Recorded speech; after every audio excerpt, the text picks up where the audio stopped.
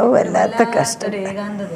അയ്യോ ഒന്നും പറയണ്ട. വൈദവ്യം മാതിരി ഒരു സാധനം ഒരാൾക്കും വരില്ലേന്ന് ഞാൻ പ്രാർത്ഥിക്കുന്നു.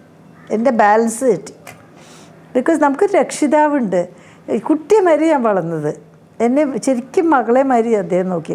മുകളിൽ നിന്ന് ഇറങ്ങണ്ട പറയും, ഇരുന്ന് എഴുതിക്കോട്ടെ. ഒറ്റ ആൾ വന്നാൽ കാണാൻ സമ്മതിക്കില്ല, ഓടിക്കും. അങ്ങനെ ഒരു രക്ഷിതാവ് ഉണ്ടായിരുന്നു. പബ്ലിഷേഴ്സൊക്കെ റോയൽറ്റി ഇങ്ങനെ റെഗുലറായിട്ട് തരും, മൂപ്പര് ഫോണിൽ തിരിച്ചു പറഞ്ഞിട്ട്. ഇപ്പം എന്നെ ആരെങ്കിലും ശ്രദ്ധിക്കുന്നുണ്ടോ? ആ ഡൽഹിയിലുള്ള പബ്ലിഷറൊക്കെ എനിക്ക് തന്നിട്ട് കാലത്രയും ബുക്ക് ഇങ്ങനെ എഡിഷൻ ഇറങ്ങണു, മൈ സ്റ്റോറി. എല്ലാ രാജ്യത്തെയും പോകുമ്പോഴും അവിടെ കാണാം. അയാൾ എനിക്ക് വല്ലതും തന്നിട്ടുണ്ട്. ഭർത്താവില്ലാത്തതുകൊണ്ടാ, പേടിയില്ല, വിധവയാണ്.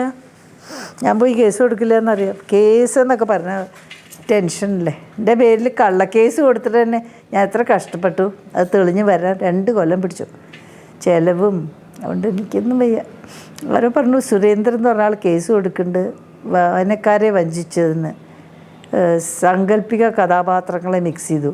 സാങ്കല്പിക കഥാപാത്രങ്ങളില്ലാത്ത ആരുടെ ലൈഫ് എല്ലാവർക്കും ഉണ്ടാവും സങ്കല്പത്തിൽ ആരെങ്കിലും, അല്ലേ? നമ്മൾ ആലോചിക്കില്ലേ? സാങ്കല്പിക ഗുരു, സാങ്കല്പിക കാമുകൻ, സാങ്കല്പിക കുട്ടികൾ. ചിലപ്പോൾ ഉണ്ണികൃഷ്ണനായിരിക്കും പ്രേമം, ഇല്ലേ? ചിലർക്ക് മോനെ കാണണമായി തോന്നും, ഇല്ലേ? ഓടിക്കളിക്കണം. സങ്കല്പം നമുക്ക് അതിനുള്ള സ്വാതന്ത്ര്യമുണ്ട് എഴുത്തുകാർക്ക്, കലാകാരികൾമാർക്കൊക്കെ. അതിന് കേസ് കൊടുക്കുക എന്ന് പറഞ്ഞാൽ എന്താ ഇപ്പം ഞാൻ ചെയ്യുക?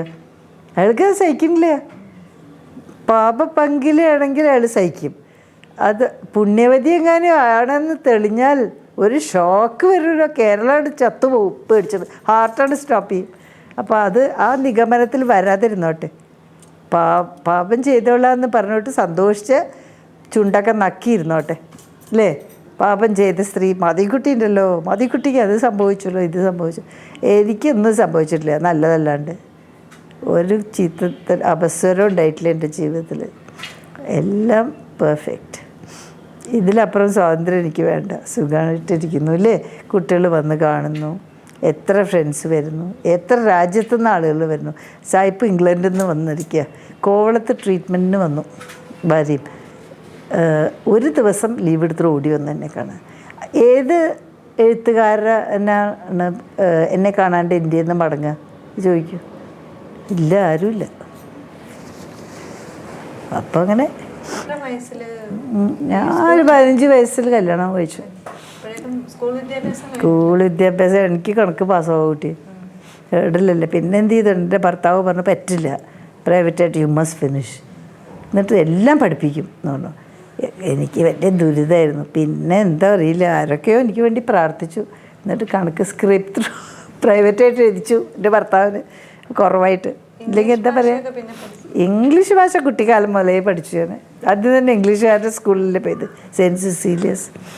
അപ്പോൾ അപ്പോഴൊരു കോംപ്ലക്സ്. 5 കുട്ടികളേ ഉള്ളൂ, കറുത്ത കുട്ടികൾ. മറ്റൊക്കെ സായിപ്പ്മാരാണ് കൽക്കട്ടയിൽ പാർക്ക് സ്ട്രീറ്റിൽ.